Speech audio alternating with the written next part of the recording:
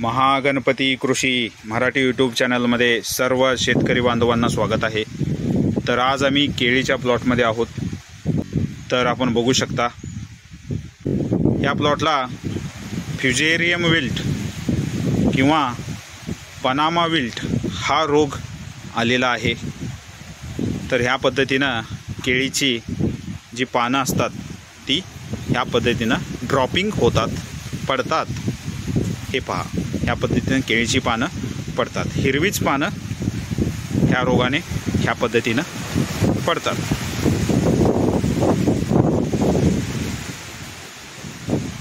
आणि ह्या पद्धतीनं मार्जिनमधून केळीचं पान पिवळं होत जातं।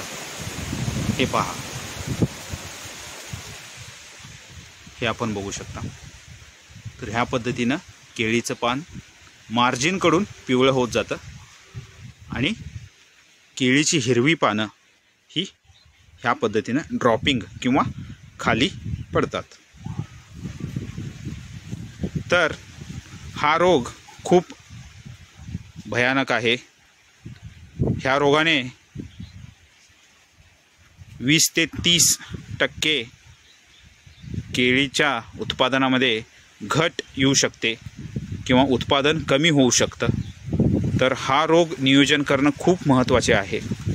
तर योग्य पद्धतीनं पाण्याचे नियोजन करणे खूप महत्त्वाचे आहे।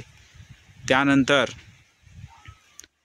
मातीची ताकद वाढवणारे बायो फर्टिलायझर, ऑर्गॅनिक फर्टिलायझर चा वापर करून आपण मातीची ताकद वाढवणं खूप महत्त्वाचं आहे। मातीची ताकद वाढल्यानंतर हा रोग आपण मॅनेजमेंट करू शकतो। तर ह्या पद्धतीनं आम्ही ह्या केळीचं फ्युजेरियम विल्ट किंवा पनामा विल्ट हा रोग मॅनेजमेंट करू शकतो। तर भेटूया नेक्स्ट व्हिडिओमध्ये। थँक्यू, धन्यवाद।